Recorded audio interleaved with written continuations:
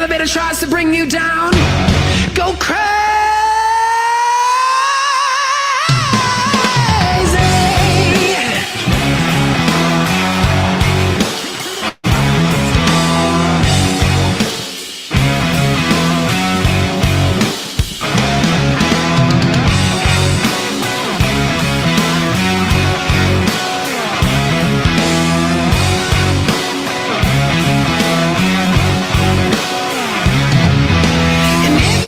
Still with it, fire scores!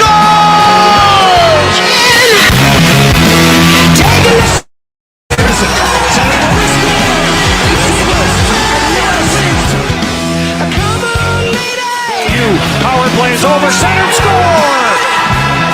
At the horn. He's having trouble changing here. McDavid, beautiful move.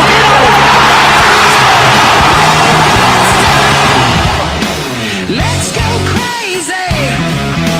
Let's get nuts. We'll search for the purple banana before they burn us in the truck.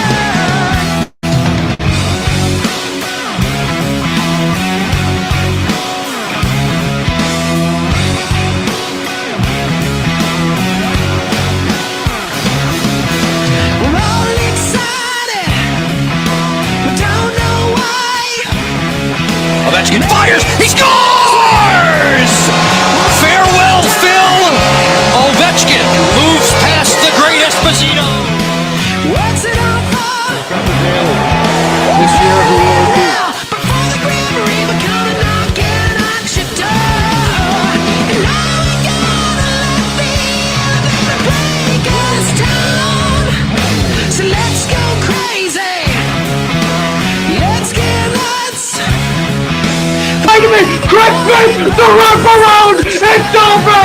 Greg Smith and the Bruins lead the series! Crazy.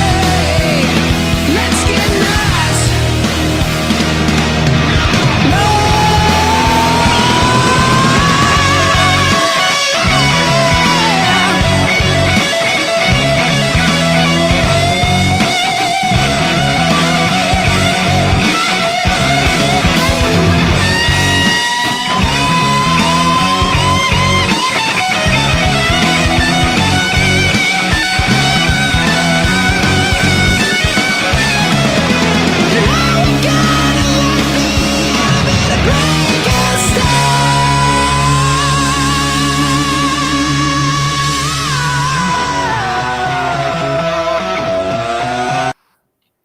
Well, how about that for a new intro? Welcome, everyone, to Season 5, Episode 1 of the Powerskateshow. We got another Saturday edition for you.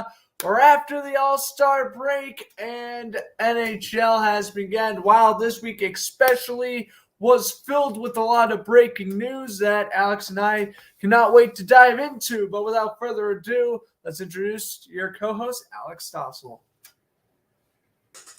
Hey, listen, I forgot to cue the applying sound effects because I worked hard from that intro. So yeah, I should get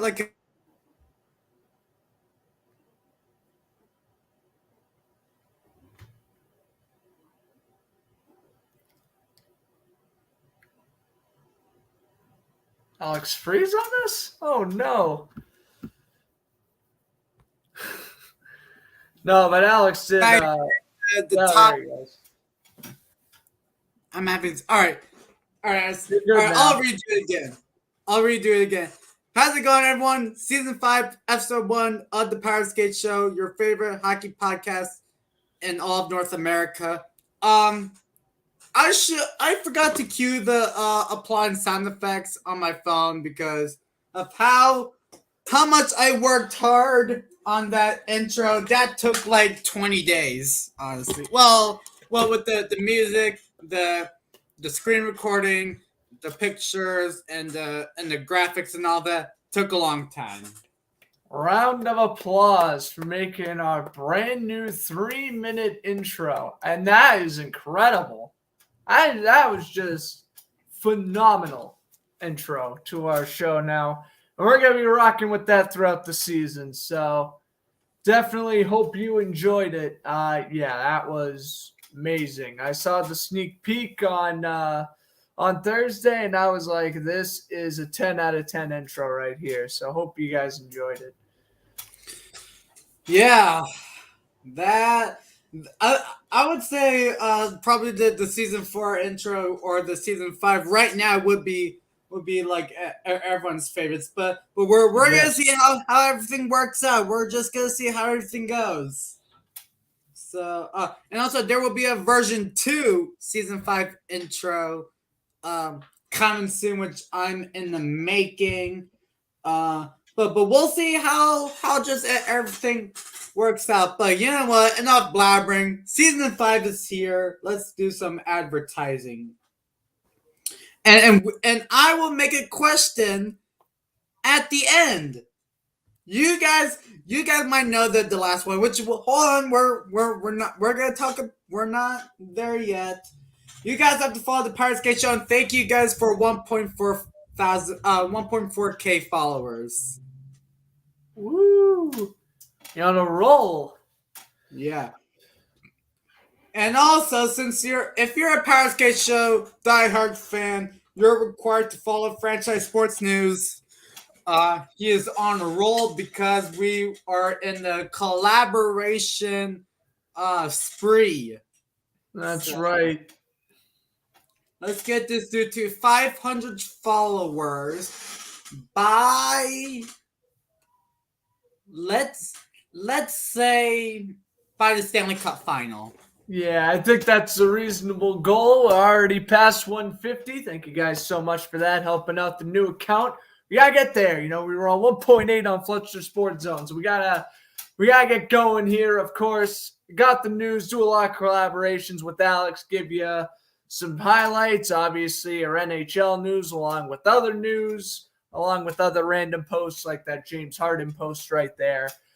It's basically a fun place to be if you're a sports fan in North America or just across the world in general. Make sure Franchise Sports News, you won't be disappointed, and obviously won't be disappointed with the Powerskate Show either, because that's where you get your daily hockey news.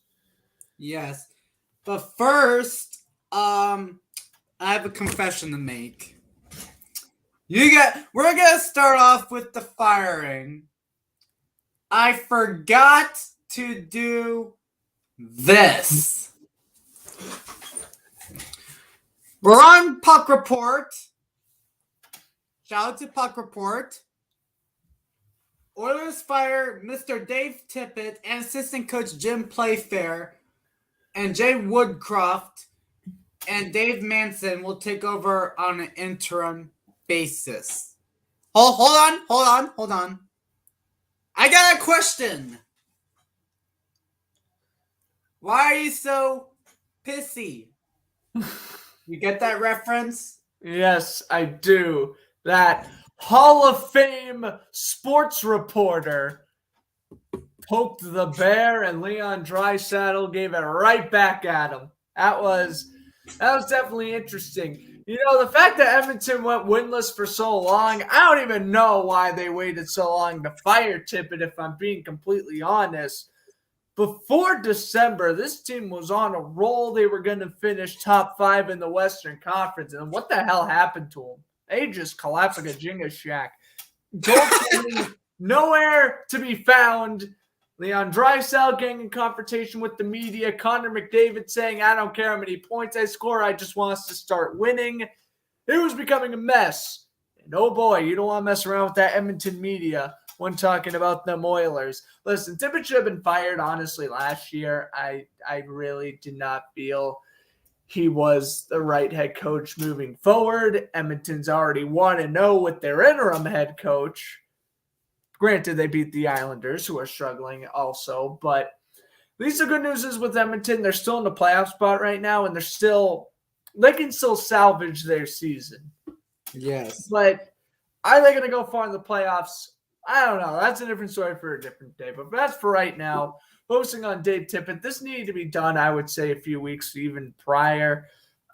You you can only give a coach so much leeway. If you lose X amount of games in a row, you're going to have to fire him or at least put him on the hot stake. And Tippett already entering the year on a short leash, you just figured it wasn't going to last till the end of the year. Yeah.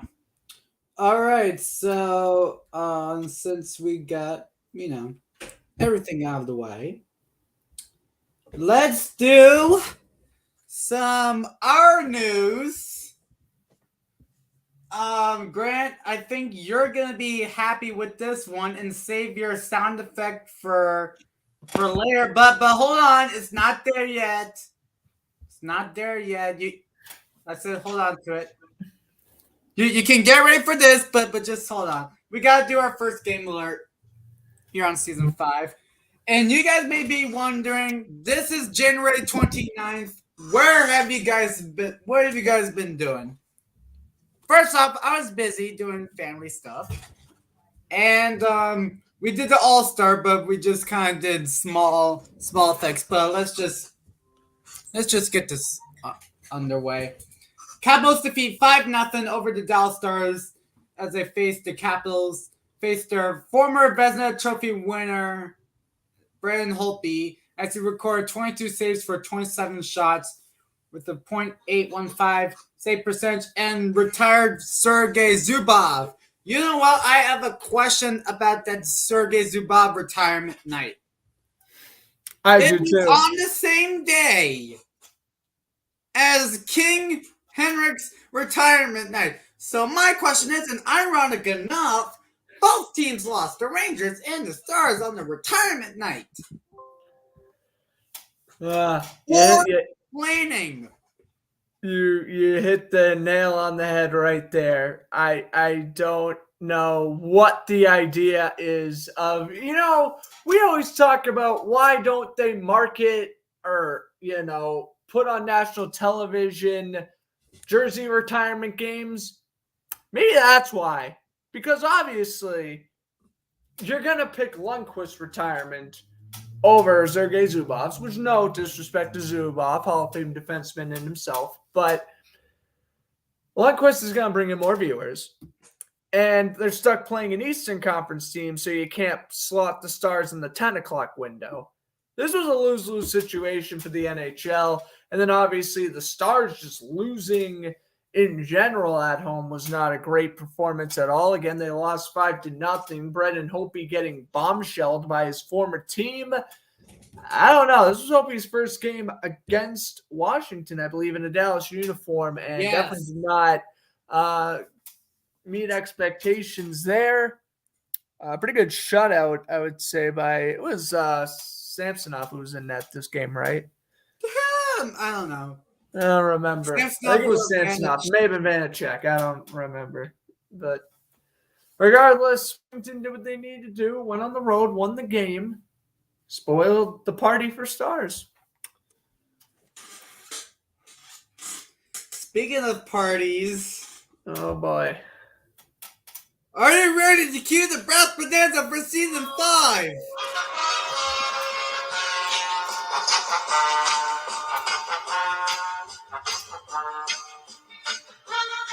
It ain't going anywhere. Like, y'all saying new season, is the Brass Bonanza coming back? Absolutely, the Brass Bonanza is coming back. Why would the Brass Bonanza come back? Because the Hartford Hurricanes win 2-1 over the New Jersey Devils. Joe Moronic and Andrei Smechnikov scoring in the win.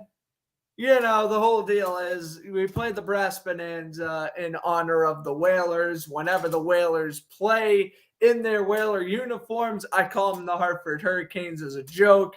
And more of the story is the Devils lost to the Hartford Hurricanes, who are now,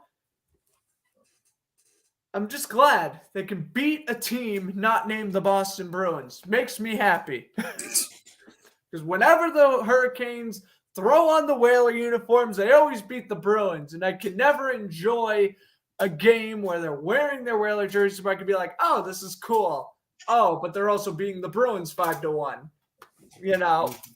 It's fun to see them not wear these great jerseys against the Bruins, and they win You can play Brass Bonanza. I can make my Hartford Hurricane joke. Everyone's happy except Devil fans, who shall start putting loss whenever they lose in their loss column. Like actually put the LOSS, because guess what? They label everything down there. Yeah. Joke from season 4 with their jerseys and labeling all their equipment. As they should. All right. Now we gotta cue the laughing sound effect. Oh boy. And I got a backstory. You ready?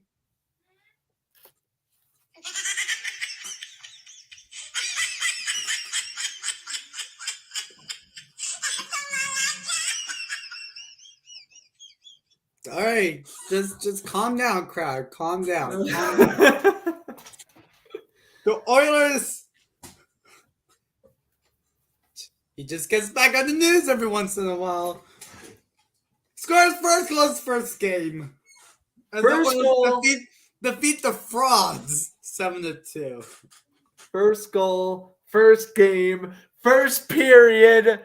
Oh my God, Evander Kane showing no mercy against the Montreal Frauds here. I mean, making it 1-0 eventually led to a 7-2 onslaughter. I know we made the joke saying we would post Oiler losses until Evander Kane got a second goal. Well, guess what?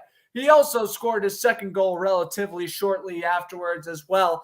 Evander Kane has actually been phenomenal on the Oilers, but this shouldn't be a surprise to anybody. People knew when you brought in Evander Kane, he's going to fill in that second line left winger role with Ryan Nugent-Hopkins, with Ryan Yamamoto. Here's your issue. When does the volcano erupt? This is what we've been saying. I think Evander Kane as a player is fantastic. Personality-wise, he's someone you got to watch out for. So far, he's been where? In Edmonton for 2 weeks, he's been clean. Let's hope it stays that way. He can get a new contract in the offseason. Too early to tell, but if we're just looking at this via the signing standpoint, it's been a fantastic deal so far. Yeah. Maybe Evander Kane just wanted to go back to Canada so bad. Who knows what the situation was? Yeah. All right. Now, next up, I think we'll get the cricket sound effects later on. Cricket Maybe. sound effects. Yeah. Oh, don't worry. We got a certain team who deserves a 10-hour loop cricket sound effects later. Oh yeah, I actually know what you're talking about. Yeah. If you don't play the crickets, I'll play the crickets. All right, cool. Per Larry Brooks, Lafreniere to Vancouver. Not happening in a million years. Because We can shut this rumor down already. Unless Vancouver offers Besser in the deal, we can say Lafreniere ain't getting out of New York anytime soon. You drafted this guy number 1 overall for a reason, and to just give up on him after 2 seasons seems kind of ridiculous. Not saying the Rangers won't trade him to Vancouver, but you're going to want to include Hughes, Besser, Patterson, or Horvat in that deal. Now, I understand the Rangers are in win-now mode. They've exceeded expectations. They are well on their way to finishing in the top 3 in the Metropolitan this year. And that's good. And I know they want to bump up their forward core. Lafreniere, still not the best player in the world. He's done well as a role player. But, he's still only in year 2. And when top prospects kind of struggle, I mean, look at Jack Hughes. He was awful his first 2 years. Comes out his 3rd year, plays fantastic. This year makes his first All-Star game and is playing fantastic. You got to give these young players time. And I think that's going to be the same thing with Lafreniere. Right now, keep him on the 3rd line, bump him up to the 2nd line if injuries occur. Yeah. Don't trade him. Why trade him? Again, unless you're getting a fantastic return, including Besser and like a 2023 first-round pick or something along the lines of that, don't make the deal. There's no need to make the deal. Yeah. And also for those who are just like scrambling around Lafreniere, he deserves entire 3 or 4 years with no slander. Yes, he does deserve an entire 3 or 4 years with no slander. How about I give you some a stick and some skates and say, all right, you have 3 years to crack an AHL spot or else you're getting traded or being buried in the AHL for the rest of your life. How are you going to handle that? Not well, I'm assuming. Exactly. You got to give Lafreniere time. Yes. Same rules apply with a lot of athletes, but Lafreniere especially. Mm-hmm. Now we got some re-signings. Brian McNabb and former King Mike Amadio re-signed. McNabb 3 years and Amadio 2 years. I don't hate either extension. I will say roughly $9 million total for McNabb is a bit pricey, but Vegas is still in their win now stage, so I think they can get away with it. They're still not sky high in the salary cap, or at least as high as they were last year. They have room to make little re-signings like this to keep that defensive core going and to keep Mike Amato around, who's solid for the fourth line. It's really two solid signings. The McNabb contract can look bad in year 3 of the deal, but by that point they can buy him out. No harm, no foul. Can't complain here from Vegas's standpoint. Yes. Yeah, I mean, like, McNabb. I get that the Knights want to keep McNabb. I get it. Right. But you have guys on the D core from Henderson that they're ready to make a jump to the NHL right now. McNabb, I get he's your good shutdown defenseman. I get permanent second middle pair defenseman. Sometimes in the top pair, third line if anything happens. I get it, but yeah. Mike Amadio, that 1-0 goal against the Capitals. Yeah, cool. All right, now let's. Sad news for my Hershey Bears. Oh no. Former NHL center Mike Nikoluk passed away at the age of 87. Played for the Maple Leafs only for 1 year, but we gotta give him a round of applause because all-time leader of games played, assists, and points with the Hershey Bears, and has number retired and at the Giants Center, like it says, and the Bears have their memorial patch on their helmets for the entire season. That's definitely a good way to represent the franchise icon. There is an American Hockey League Hall of Fame. I'm definitely sure that he is in it. Seemed like a very, very solid minor league player there, and obviously praise to him and his family. Kind of surprised considering he had that good statistics in the AHL. Only one AHL team gave him a shot, and considering the Maple Leafs only gave him, 4 games, it really that's not near enough of a chance I felt. And, this is back in the 50s where rosters were smaller, goalies were worse than they are today. I mean, it just feels like didn't have enough time in the NHL to really establish himself, but praise to him and his families, of course. Yes. All right. We have some amazing news, which it's about time. The IIHF World Juniors are coming back this August, are expected to reschedule for August. Woo! I mean, that's good news. That's really good news. Yeah, and at least no one would not slander the council for saying, why did you hurt us or something. Yeah. Now let's talk about the All-Star skills. Oh, yeah. Kyrie. Well, I commentated this. Alex couldn't join us for that, but... Yeah, I had a game, so... yeah. Kyrie wins the All-Star fastest skater. Upset Connor McDavid. Upset comment. I think McDavid finished 6th out of 8th, which is absolutely bonkers to think about. And Kuznetsov was on the fastest skitter list, was he? He finished either in last or second to last because that's how I finished low. All right, next. Maple Leafs, not Vasilevsky and Jack Campbell won the consecutive save streak.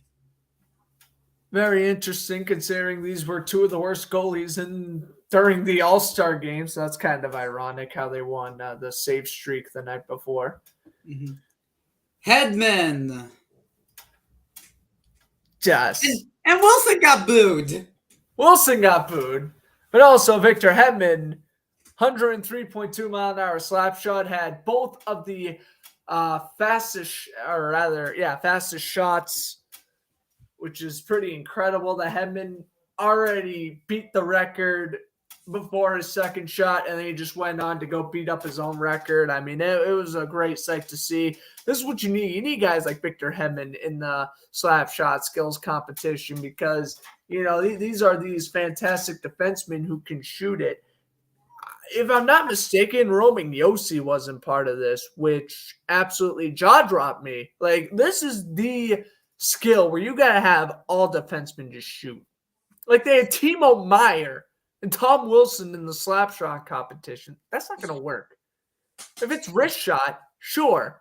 If it's trying to fight someone, Tom Wilson, sure.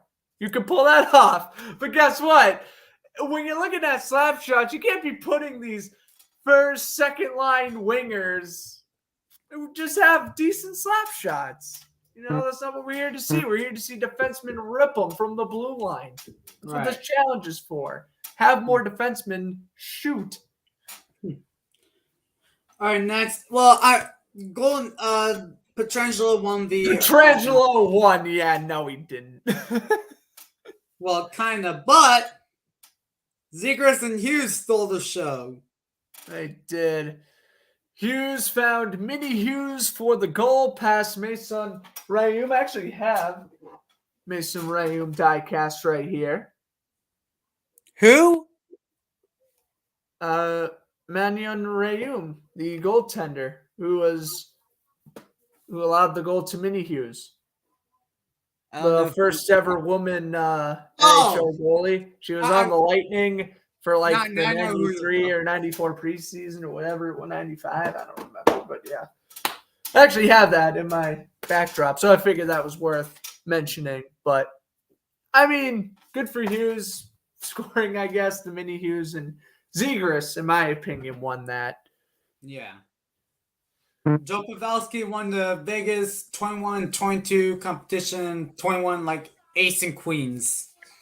Basically. I think it was it blackjack? I mean, he did a good job. He outdid Nazem Kadri and Austin Matthews. Good stuff. Mm-hmm. And now we're heading to reverse retro rumors. How about this, ladies and gentlemen?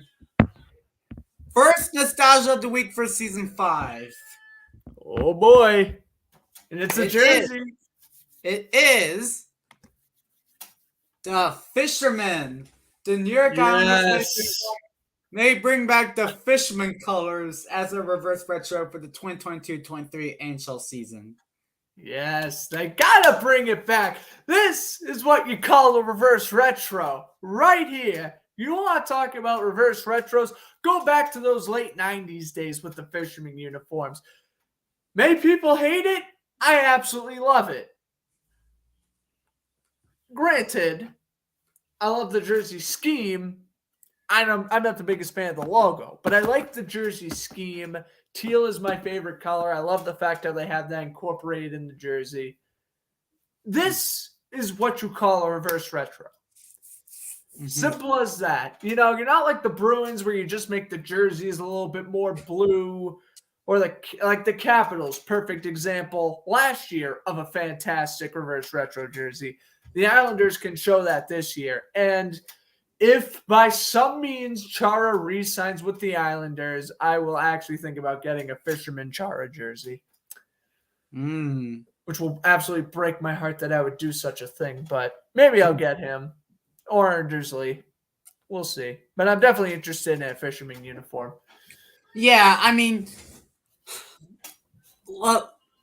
last year when they had the reverse retro, I was like, they should do the fisherman because I would love to see what would be like an Adidas version. Yeah, like all the Islanders did was just make their jersey more dark blue.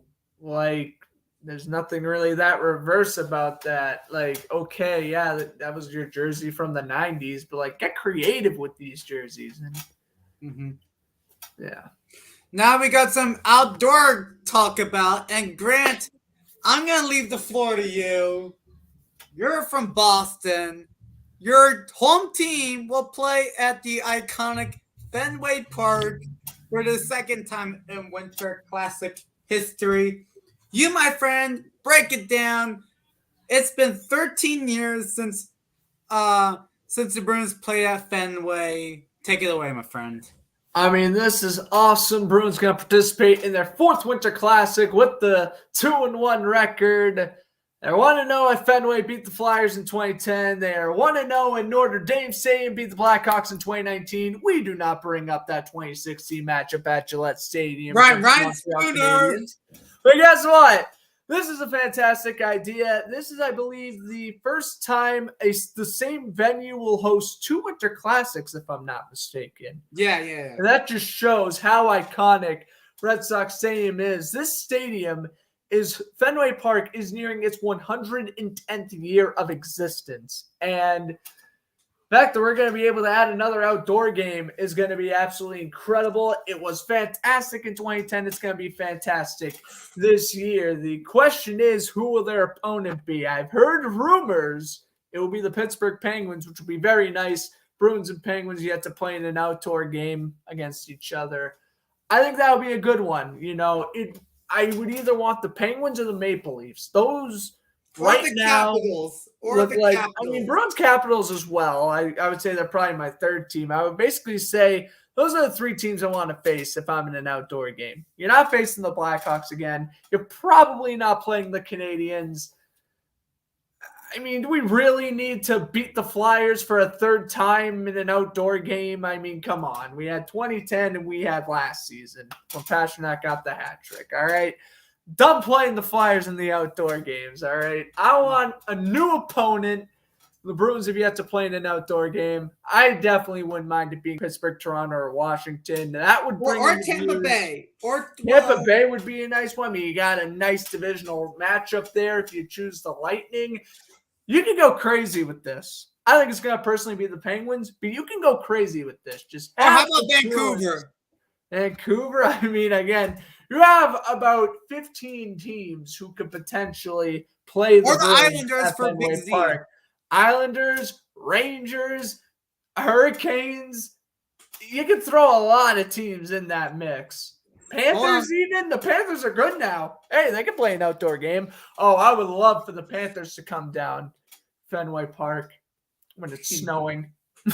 That would be fun seeing them and the Lightning. That would be fun, especially if it was snowing the night before or anything like that. But, yeah, I mean, props to Gary Bettman for choosing Fenway Park again. It was a success the first time. I don't see why it shouldn't be a success the next time.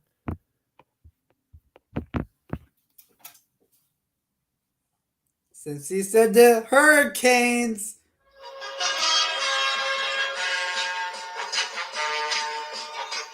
They're getting their first outdoor game. This is awesome for Carolina too. They worked their way up. They're building their attendance, and now they're gonna get a Stadium Series game.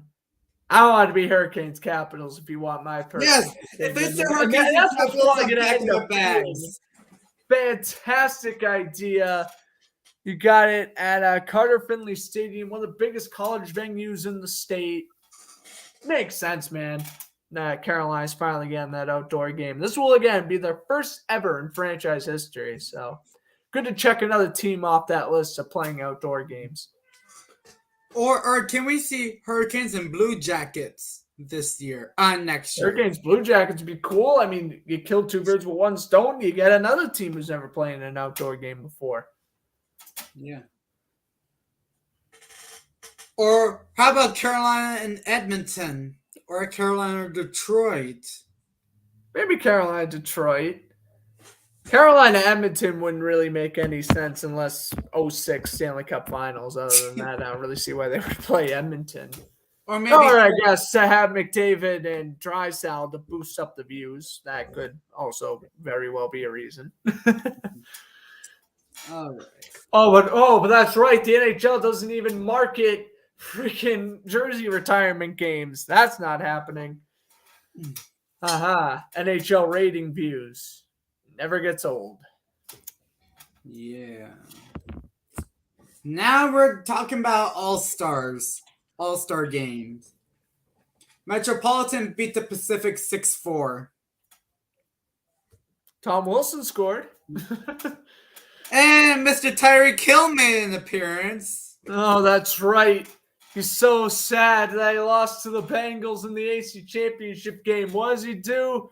Drinks the pain away. There he chugs some type of beer. Oh my goodness, he was having a blast. And here's the video. Yeah. No, that's just he's only doing that so he can forget that Jackson Mahomes exists. That must be the reason. Oh yes, we're bringing up Jackson Mahomes on the Powerskate show now. Oh, what have we done? Oh god. Metropolitan now Claude Giroux is your MVP. Only bright spot for the Flyers in the past 2 months, roughly. Mm-hmm. It's Claude Giroux winning All-Star MVP. Yeah. And coming away with a brand new car. It's like how Steve Harvey says it in Family Feud. Oh yes. You're driving out of here in a brand new 2022 how about this? Camry or whatever it was. Or remember on the 2015 All-Star game, I want to be lost, I need a car. Yeah. That will never. This will be nostalgic within the next 2 minutes. Yes. Or 10 seconds. 9, 8, 7, 6, 5, 4, 3, 2, 1. Ladies and gentlemen, Alex Ovechkin's out to be last. I needed cars now. You're officially your nostalgic video. Nostalgic video of the week. Bro, that Tyreek Hill video is going to be legendary a few years from now, too.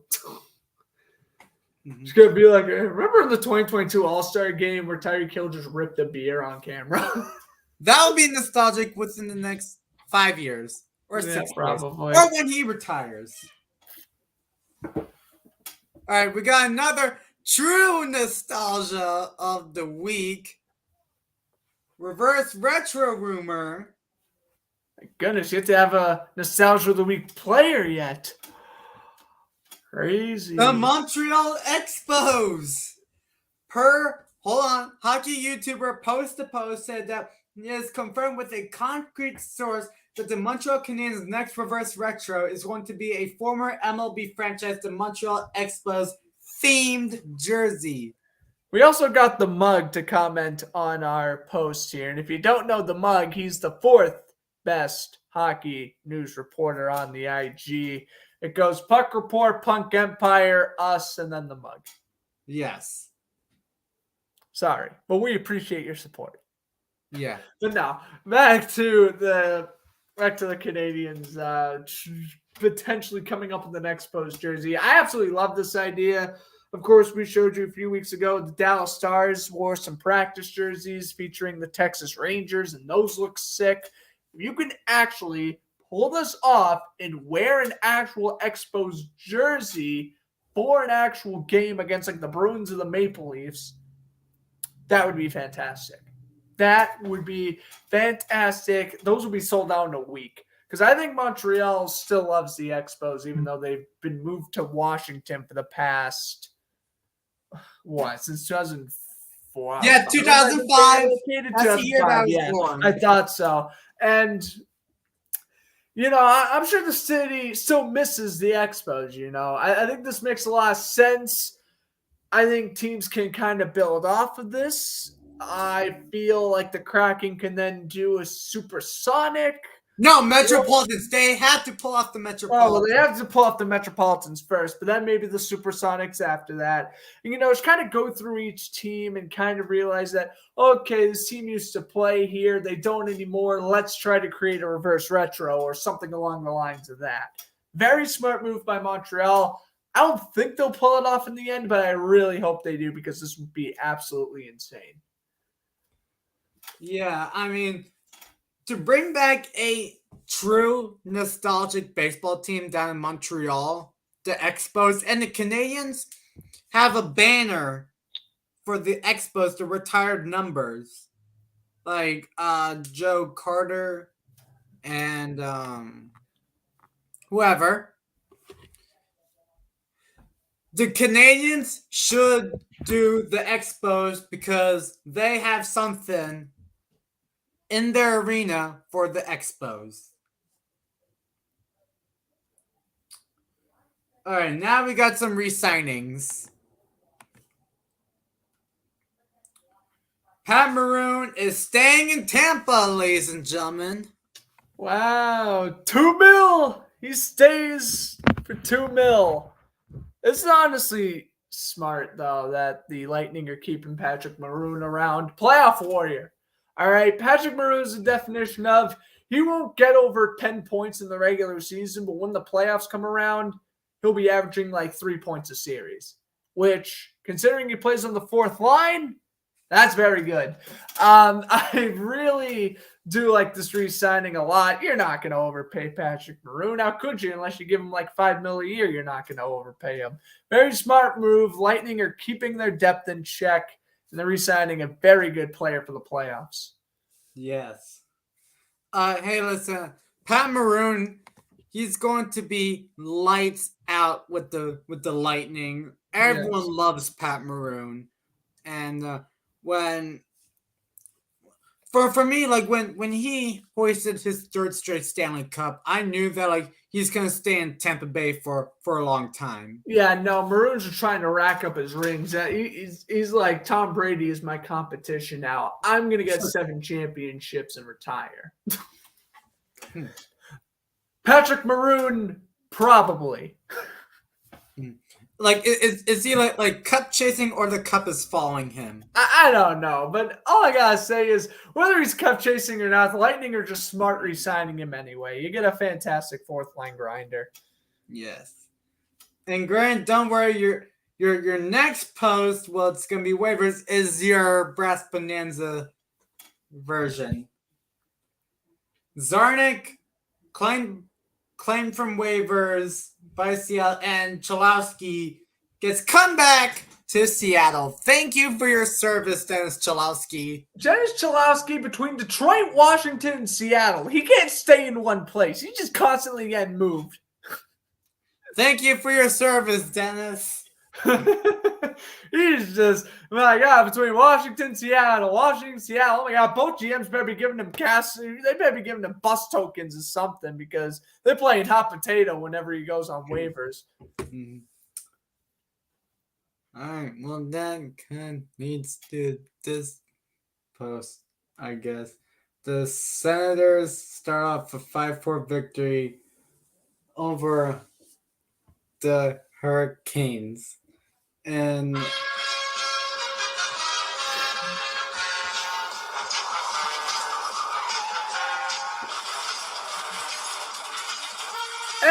first car crash, Brass Bonanza Season 5. Trying to lower my volume. There we go. All right. Well, basically, here's the deal with this. You're going up against the Ottawa Senators. You're losing 4-0. You come back and tie it at 4 just to lose in overtime? Are you kidding? That's such a letdown. And again, not to mention, you lost to the 4th worst team in the league right now. Car Crash Brass Bonanza is back for Season 5. Holy smokes. what happened? Is it Tony D'Angelo starting the problem? Well, he's actually been lights out this year. But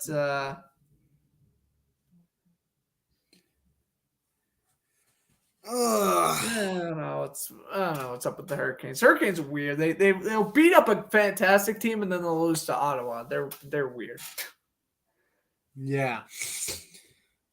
All right.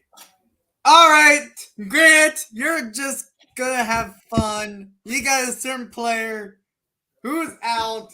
No GM or coach has to relieve his duties. The ex-girlfriend is out. Tuukka Rask officially announces his retirement. I've prepped, actually, I posted on Snapchat a few days ago a very long speech that will be spoken by me. Go ahead. Which I didn't originally plan on saying the whole speech, but I'm going to just do that instead of ranting for 10 minutes. So let me go do that, and then we'll take it from there. All right, I got to go find it, though. There it is. All right. He is one of my favorite, yet least appreciative athletes of all time. Thanks for the memories, whether it's winning the Vezina Trophy in 2014 to playing absolutely atrocious in Game 7 against the Blues. He'll always have my respect, and he will always have my respect because from 2013 to 2019, he was that goalie who was fantastic. Easily top 5 in the entire league. And even this year. I know I was giving a lot of crap when the Bruins re-signed Rask and the whole Jeremy Swayman got undeservedly booted down to the AHL rant, right? Ain't that legendary? But here's the thing. I respect Rask trying to come back. The thing is, Swayman is the goalie of the future. Rask, I respect him for what he did. I respect he's trying to come back from the injury. He should have just stayed away. Because the Bruins, in 5 Rask starts, they lost 3 of them. And in all 3 games, really in all 5 games, Rask allowed, I guess excluding the one game against Philadelphia, which was his first game back. That was his best game. In those last 4 games, he allowed at least 2 goals that were completely just inexcusable. And again, I think it's because he continued to try to battle through that leg injury. He just wanted to rush back. Remember, this was a guy who was originally sent to the AHL to get some practice games in, but never ended up getting a practice game in. Automatically putting him up in the NHL, I kind of figured it was going to backfire, and it did. Because guess what? 3 weeks later, he announces his retirement at 34.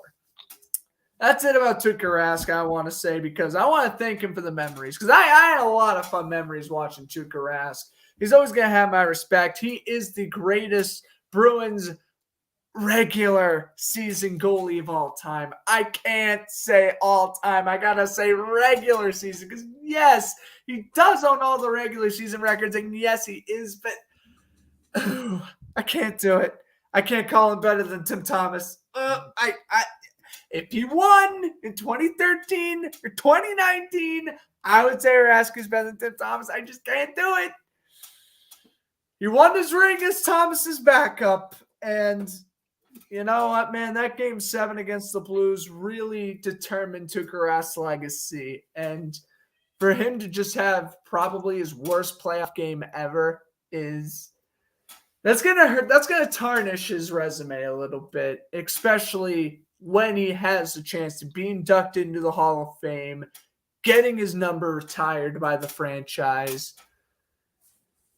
That's going to always Now it's debate time. It's not debate time. And it is now debate time.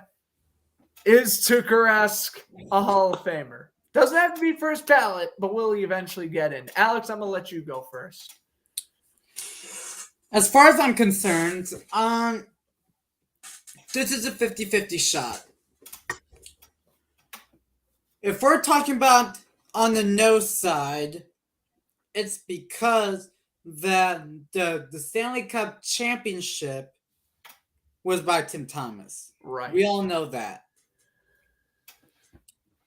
The playoffs, yes, he took his team to the Stanley Cup final twice in a starter role. He has yet to win a Stanley Cup final championship as a goaltender in the starter role, excluding the backup perspective. Right. Yes, like you said, he's a good regular season goaltender.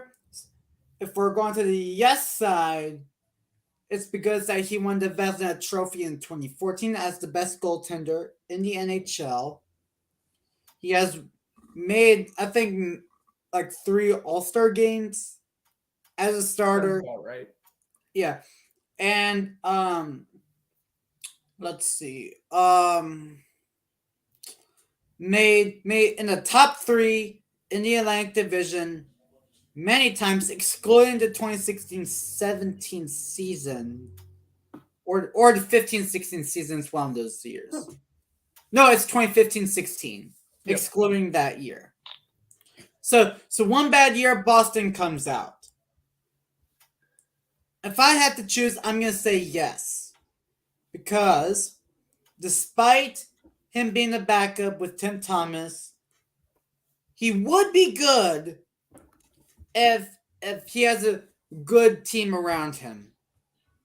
Like, yes, they're a very good team, but when it comes to playoffs, they just tear apart. Right.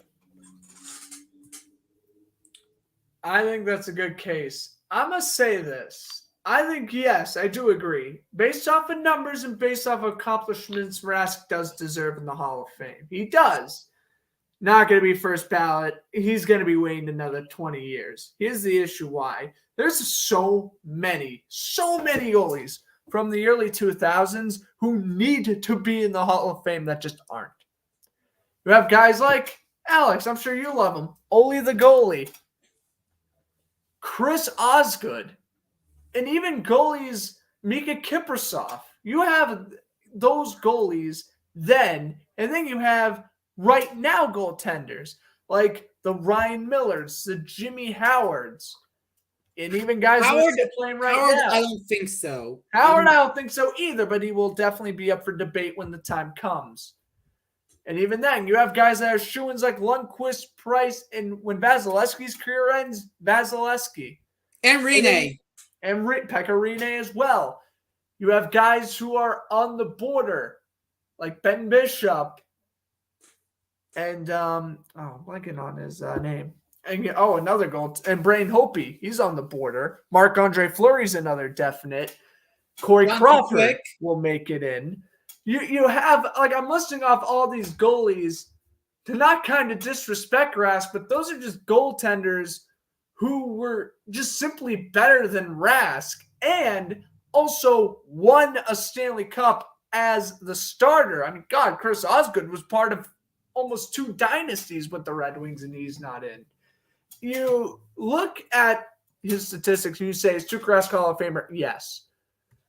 How long is he going to wait, I think, is the follow-up question. Because, again, you have about 10 to 12 goalies who are still playing or just recently retired or have even been retired for the past 5 years or so that are going to definitely make it in over Rask. I'm talking about guys like Lundqvist, Rene, and Fleury at this point. Or Roberto Luongo. Roberto Luongo's another one.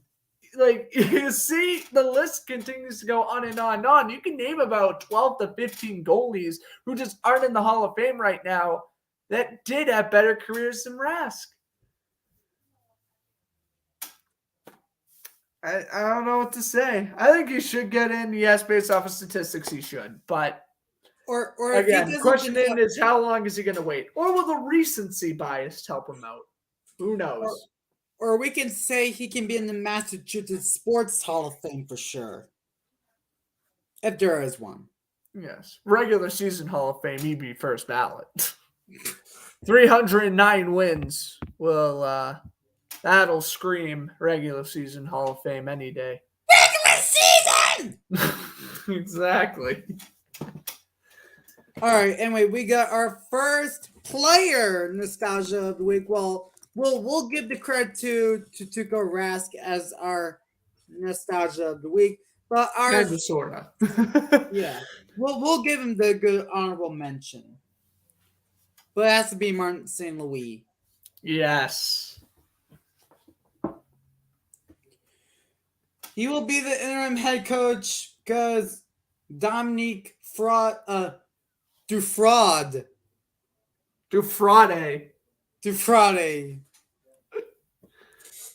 was fired. Yeah.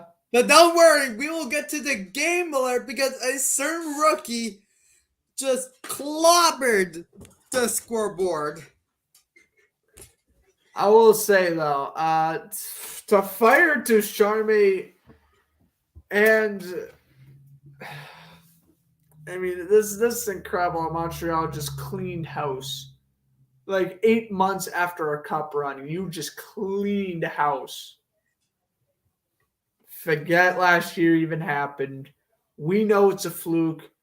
Bergevin gone. Ducharme in less than a month gone. And now you're rolling out with Martin St. Louis as your interim head coach, who has absolutely not a head coaching experience in any level of the sport other than being an assistant head coach and being a very talented player who played in the league for close to 20 years. So he has a lot of experience around the game. I think, honestly, though, St. Louis will end up being a pretty good coach. And I do think he will be the head coach after this season, unless Montreal just, for whatever reason, continues to not get it together. I just feel, I know they lost heartbreaking today. Patrick Laine with 6.5 seconds left. I get that loss sucks. But listen, if Montreal continues to at least play in those tight games against solid teams like Columbus, you can build something off of that, and you can keep St. Louis for another year or two. That's at least what I hope anyway, because St. Louis was one of my favorite players growing up. And I would definitely love to see him succeed in the coaching role. Yeah. And do you know what the Canadiens' win song should be since St. Louis here? They should play All the Way, Louis. Whoa. We gotta get that Martin St. Louis goal song. Yeah, that'd be funny. Yeah. Although the Lightning would not be happy about Yeah. that. All right. We got to play the Crickets. Oh boy, it's time. Hold on. Hold on a second.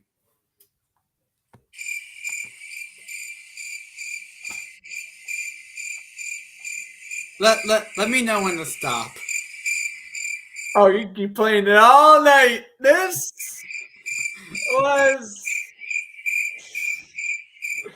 is a suspension I ain't gonna forget for a long time. To put it to you that way. You can stop it now. Okay. This is a Wait, suspension. 26 seconds. This is a suspension I'm not gonna forget for a long time. Watching it live, I was jaw dropped about 15 minutes after the game concluded. 23 seconds left. Brad Marchand and Sidney Crosby getting a little scrum. Okay, what else is new? Sidney Crosby did slew foot Bergeron earlier in the game. I get why Marchand's upset. Oh, but listen, he wants to get in a scrum with Crosby, whatever. Nothing's going to happen. When you begin to attack your opponent's goaltender, that's when stuff's going to happen. So first, Marchand gives Tristan Jarry a little punch in the side of the head. Hitting a goaltender who was unaware of the situation was not smart. However, that is nothing more than probably a $10,000 fine at most. Here's where the suspension comes into play. After his little scrum with Crosby and the referees pull Marchand and everybody apart, Marchand, no joke, goes right up to Tristan Jarry's crease and throws his stick in his mask. There's 24 seconds left in the game. You know your reputation you have with NHL player safety in Gary Bettman, and you harm a player. Dumbest decision Marchand could have made. It ended up being a 6-game suspension. He's got 4 left on it now. Bruins are 1-1 down the stretch without Marchand, and they're still without Bergeron because, God forbid we send Cindy Crosby a proper punishment. Listen, I get the whole point. Crosby absolutely slew-footed Bergeron, but that's not the point. The point is Marchand is hot-tempered. He did something stupid again. And a lot of people want to argue that he didn't attempt to injure Tristan Jarry. I get it. A little punch and throwing a stick in his face, that's not going to really injure him. Jarry was still wearing his mask. So I kind of get the point where, Marchand was never going to injure. Marchand even said himself his intent wasn't to injure, probably just instill fear, which is so stupid. You're still going to get suspended for that. Mm-hmm. Me personally, I agree with the 6 games. Maybe you could have gave it 4, but why? Just give him the 6 games. Marchand's never going to learn his lesson anyway. This is coming from a diehard Bruins fan. Marchand's never learning his lesson, so just might as well suspend for 6. Really. I mean, what difference is it going to make? The Bruins are still in the playoff spot. They're still like 10 points ahead of Detroit. Like, there's no need to worry. Yeah, Bruins are 1-1 down the stretch without Marchand right now, so I personally agree with the 6 games. I thought when I first saw it, I thought it was going to be 8-10. Kind of glad they narrowed it down to 6. They kind of overlooked. Yeah. Listen, I got where Bruins fans are coming from. Yeah, Marchand wasn't going to injure Jarry with what he did, but listen, we know it's Brad Marchand. We know what he was doing. We know what he did was inexcusable. Stop trying to fight it. Stop trying to ignore the blatant facts. Just accept it. Marchand screwed up. He got the 6 games. Can we please stop arguing about that? Yes. You intend to injure a player, you're getting suspended. Moral of the story. All right, another round of crickets chirping. Marcus Foligno's turn. Oh, crap. We didn't. We got a 2-game suspension for kneeing on Adam Lowry, which should have been more. That should have been 4. But anyway. But this is most important. Oh.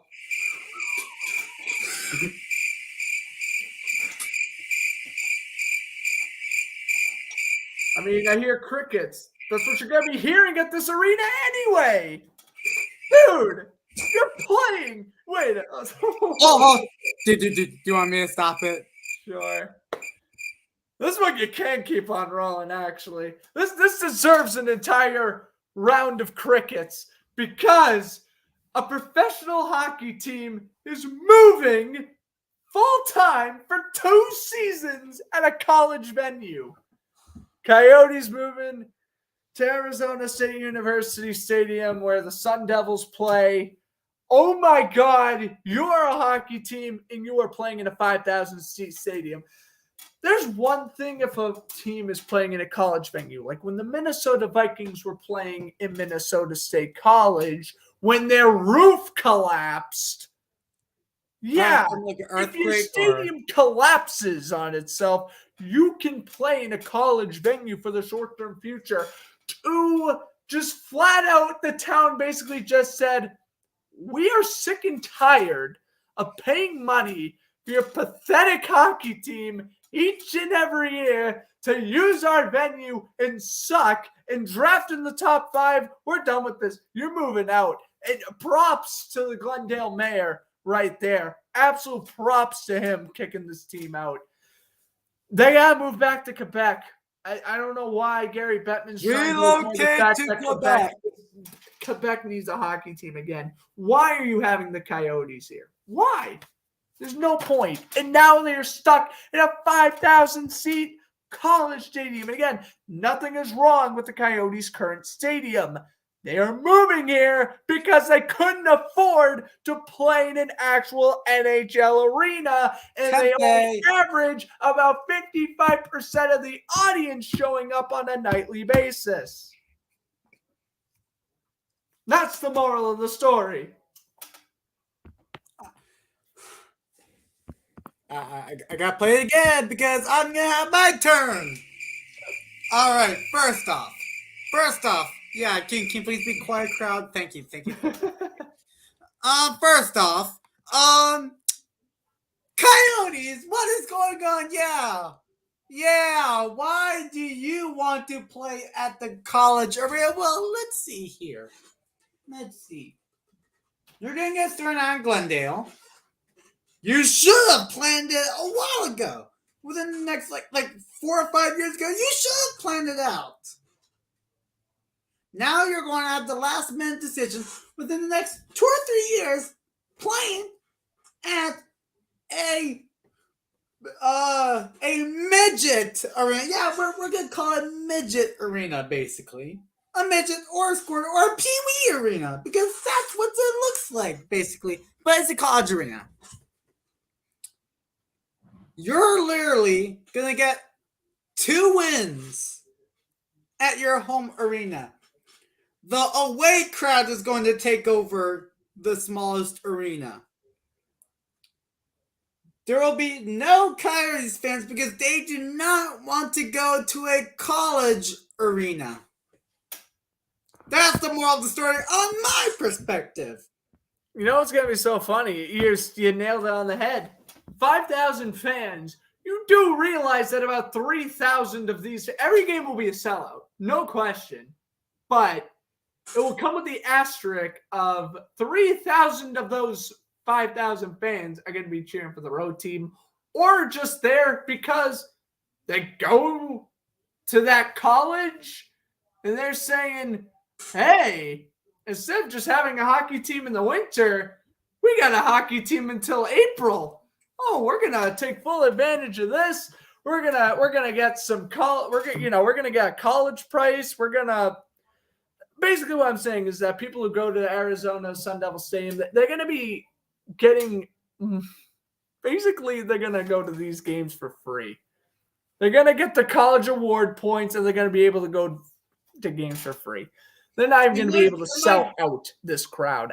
They probably could, but oh my god! Where's going to be the student section be? Okay, if you guys we have a student section. Hold on. Time out. If you guys watched my last hockey game, like 2 Fridays ago, I didn't post it. Well, I'm not going to do the breakdown. But if you guys saw the video where I posted all my social medias of the whole entire video, when the Coyotes score, they're going to go over there to cheer, and the Sun Devil students, the freshmen, the sophomores, or the hockey players are going to be right where my cursor's at. When the Coyotes score, so let's say Jacob Chikrin takes a slap shot. Ding! Yeah! Yeah! He's just Chikrin is gonna just bang up the boards to pretend that it's a high school hockey game. For real, like they're gonna be treating this like it's a high school hockey game. Clayton Keller, can you come back to Massachusetts, please? The Bruins will free you. We will give you Jake DeBrusk in a 3rd round pick. Please come back to Boston. I miss you in Boston College, bro. Bring free Clayton Keller. # free Clayton Keller. That's going to be a new hashtag. For season 5, yeah. For season 5, a hashtag's going to be # free Clayton Keller. Because I'm sick and tired of seeing him and Jacob Chipchirin and all of these solid players just suck because management sucks. Yes. Hate seeing players get ruined by management. And I'll congratulate myself because I'm going to get clipped on this one. Oh, yeah, that was a fantastic demonstration of Chipchirin scoring a goal. Yeah. But don't worry. We got to give someone a round of applause because someone took over the Bell Center. Mr. Joe Snively, DMV native, scored his first 2 NHL goals, and he should have gotten a hat trick, but Tom Wilson got it. And Snively got the assist on that empty net, so why should Snively get his first career hat trick at the Bell Center? Wow, Wilson being selfish and not giving a rookie a hat trick. But don't worry, at least Tom Wilson. That's the player I know and love. But don't worry, at least we beat the frauds. Yeah, you beat the frauds. Samsonov even played. You guys won with Samsonov. Woo! Woo! Incredible. Alex was going off, though. You had to see the messages he was sending me. He's like, if Samsonov loses to these frauds, and I'm like, You ain't gonna lose. Don't worry. I will do a 2-hour rant. You would have done a 2-hour rant. Powerskate would have been 3 hours. We would have had just the regular hour show, and then we just would have had Alex ranting about. Well, he would have ranted about the Capitals, and then I would have probably ranted about the Marchand suspension some more. It would have been glorious if we had a 3-hour show. Or 6 hours until 2 in the morning. Oh, yeah, we're going full out 6 hours, baby. All right, I guess you can cue your final brass bonanza today. Oh, no, I can't cue the brass bonanza. This just, no. Yeah, I was having painful memories. I was commentating this game, and I got to see Linus Ullmark get lit up because the Bruins defense just sucks, okay? Here's the moral of the story. This defense is slow, and there is no depth on this. There's just no depth on this team. That's the issue with the Bruins. They really got a rude awakening of what's going to happen if they're without Bergeron and Marchand, or Marchand and Pastrnak, or Bergeron and Pastrnak, or Pastrnak and Hall, or Craig Smith, Charlie Coyle, and Jake DeBrusk. I can make 1,000,001 scenarios. Let's just put it this way. The Bruins just got embarrassed. This was the game that proved that the Bruins, I don't know how far they're going to go in the playoffs. You lose 6-0 at home. You've been outscored 13-1 by Carolina in your last 2 meetings. I mean, how do you lose 7-1 and then lose to a team 6-0 in 2 weeks? How? And you're at home for both these games before a 4-game road trip. I don't get it. I just don't. Defense played bad. Matt Grzelcyk got injured. Again, they already came into the game without Marchand and Bergeron. It was a mess. I mean, at least we get to see Trent Frederick again, who he did score today, so I guess I'll give Trent Frederick a little credit. I'm happy to see him back out there, but it's just not looking good. Bruins got to acquire someone for that 3rd and 4th line during the deadline because Nick Foligno's just not doing it. Like, he was supposed to be that rock to that 3rd line. He's been a river. He's just been floating everywhere. I'm shocked he's not even a healthy scratch. Nick Foligno is turning into the current-day David Backes. Signs with the Bruins, you think it's a good idea in hindsight, but then when you get to the playing part, you're like, oh my God, he's actually terrible, and he's only scored 2 goals in like 30 games. Bruins just need to acquire some depth at the deadline. Oh, and that man, the pitcher, Derek Forbot, trade him as well. Absolutely stupid idea why the Bruins signed him in the first place. You have Vakahainen in the minors. Use them. And yes, cue the the sad Grant brass bonanza. I will say, at least they weren't wearing the Hurricane, or they weren't wearing the Whaler jerseys. Oh, and speaking of the Capitals, and first off, we got some good news. Way better than this. Bear with us. Let's give a big shout out to the second Capitals blog, Russian Machine Never Breaks, for tagging us on our website. Hey, ain't that nice? So yeah, with that being said, Fleury is saying no to go to DC. I mean, this is funny. Whether it's because he hates his teammates, he just wants to be in Chicago, he wants to retire. I don't know what the deal is with Marc-Andre Fleury. I know Chicago wants to get rid of Fleury. He obviously has him in the goalie. He's been the past few years with Vegas. It's definitely, I would say, this is the last year for Fleury before he retires. But, you know, just for him to reject a trade to Washington, it's crazy. But I think that also shows how kind of sort of mediocre Samsonov and Vanacek truly are. Yeah. And you know I can go off on them, and I won't because they have played well recently, so there's no reason to go after Vanacek or Samsonov. But give them the nicknames I would love to call them right now. But listen, I agree. You need a veteran goaltender. You can roll with Fleury and Vanacek. You're good for the playoffs. At least that's what I think anyway. But if Fleury wants to turn it down, hey, maybe he wants to go back to Pittsburgh or Vegas. You really never know the full story. But I would like if Fleury left Chicago. I don't know if he will. He probably won't. But again, maybe he gets traded to Pittsburgh because, I'm not going to lie, Casey DeSmith has been an awful goaltender this year. You can roll with Fleury and Jari for the playoffs and try to have Fleury retire with one last cup win. Yeah. I'm thinking that's the plan if Fleury's going to get traded. It's going to be back to Pittsburgh. He can serve as Jari's backup. Yeah. All right, now we got our returning nostalgia of the week, Andrew Hammond. The Hamburglar. He's still around. It's incredible. He's Man, not time traded to the flies. Floods. My God, time flies. 2015-16 season. What a time. What a time. And now, after signing a deal with the Wild in the offseason, they trade him to the Frauds for forward Brandon Baldock.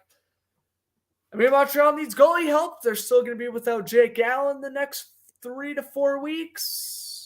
Hey, might as well acquire a goalie. Sam Montembeault can't do it all by himself. That's the moral of the story.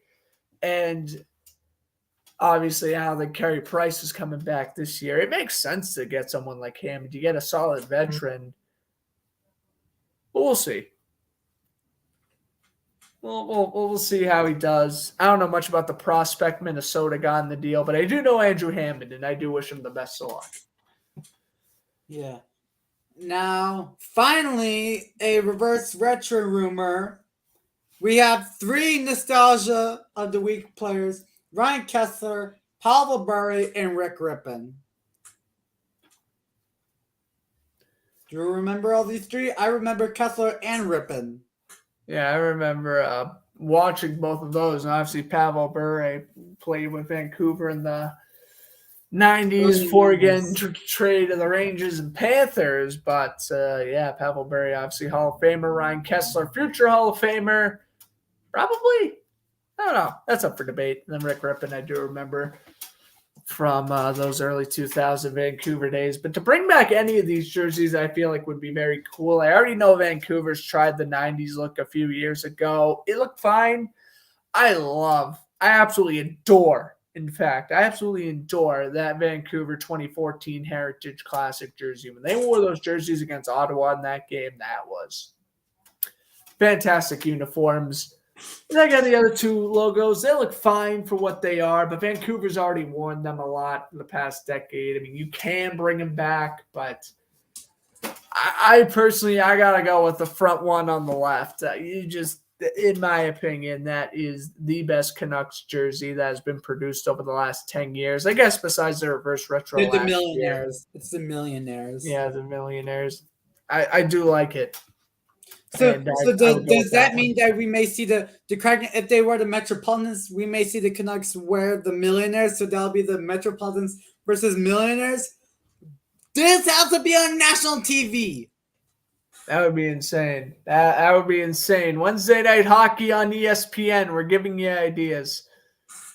ESPN or TNT or ABC, take notes. Take notes. We're giving you ideas. You're just not taking it. You're just like, oh, who is this guy? Some kid from Massachusetts and Maryland? Why should we listen to them? We know how to market hockey. That's why I'm taking marketing. Explain why Lundqvist's retirement jersey wasn't on national TV, you fools. That's why I'm taking marketing class. Yeah, a marketing class? I love it. All right, final topic. The main event tomorrow. Who do you got? Bengals or Rams? But first off, we gotta let the Capitals answer the question. So I've seen a few of these, and most people are going with the Bengals. Just a little FYI, but let's see. I haven't seen the Capitals one yet. all right, so we'll be back. We'll be back. Joe Burrow, MVP. Rams. Bengals. Joe Shiesty. At the Rams. Stafford the gunslinger. Bengals. Rams.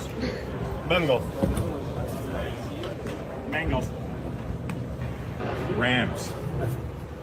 Bengals. OBJ Rams. Bengals. Bengals. Rams. Nobody. Nobody. Just having a nobody at the end of that was so random. But I was right. Most hockey players are picking the Bengals. I'm gonna pick the Rams. Picking the Rams. Well, here's the deal. I'm having a pregame show tomorrow on my channel, which I'll advertise more when we close it out in a minute. But for those of you who stick around and watch the Powerskate show, you are going to get my prediction early. Cincinnati Bengals are winning their first Super Bowl, ladies and gentlemen. Yeah, I'm gonna go pick the LA Rams. Burrow had a crazy playoff performance. Nailed the Raiders, which I pretty much knew it was coming. They beat the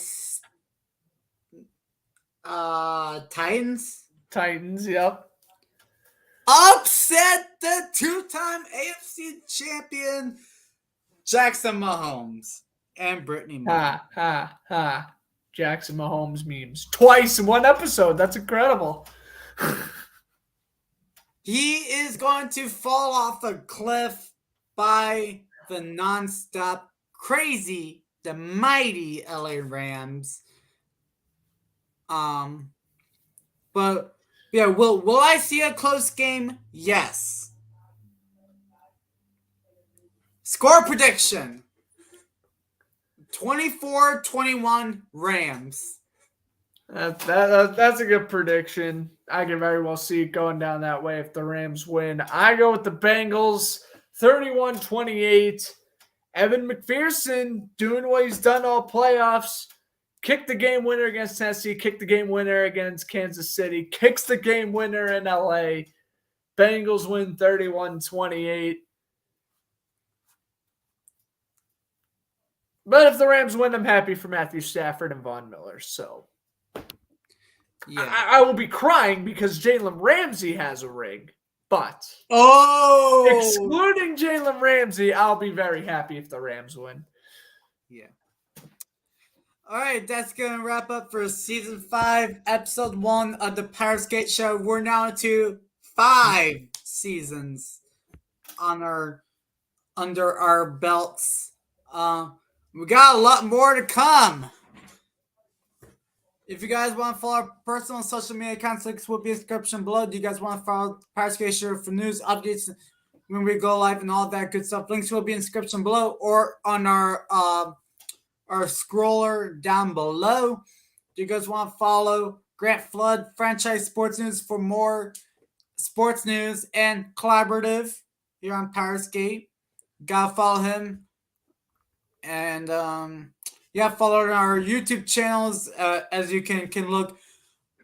If you can relook on the intro, the intro will be on YouTube tomorrow afternoon. So might as well you can like relook. You obviously have time to do it. And might go live only the first half for the Super Bowl. And Grant, would you like to add anything before we have? You know that you want to say something about the Super Bowl. Take it away, my friend. That's right. So tomorrow at 1 o'clock, unfortunately, Alex can't make it because he's got more important things to do, like going to the Washington Capitals game. I don't know. It sounds pretty cool to me. But Yes, we will be on 1 o'clock Eastern time. Me and a few guests will be coming on my channel, Fluster Sports Zone, for Super Bowl pregame show. It'll be about an hour. We're going to have some fun. We're going to preview the game. We're going to answer some fun, silly questions, give our predictions. I'll go more in depth as to why I think the Bengals will win and whatnot. And that should be a blast. And again, just stay tuned for episodes here on the Powerskate Show. Stay tuned to my YouTube channel. I'll be commentating Bruins games all throughout the regular season now. Now that football's done and Lord knows what's happening with baseball, there'll be even more Bruins broadcasts. So definitely look forward to that. All right, guys, we're going to head off. Like, comment, share, subscribe, and tell all your friends. We got more reverse retro rumors coming our way within the next couple of episodes, but we'll get more research up and going. Bruins are going to come out with a bear reverse retro. Please. I'll find more research about it. Hopefully they do anyway. Oh, and also, Sharks, while I have your attention, Sharks, this logo, go back to it. Y'all find research about it. All right. Now we're going to head out almost a 90-minute show, but we got hell and rolling. So thank you guys so much for tuning in. We'll see you guys on season 5, episode 2. Have a good night, everybody, and we will see you guys next time.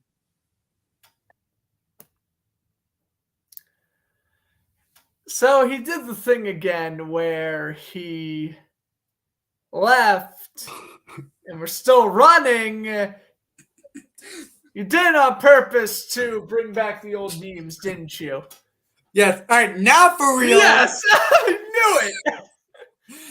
All right, now for real. He did it again. Oh my God, he did it again. Okay, now for real this time. I accidentally hit the wrong button. Have a good night. Just like Not last ending time. the podcast.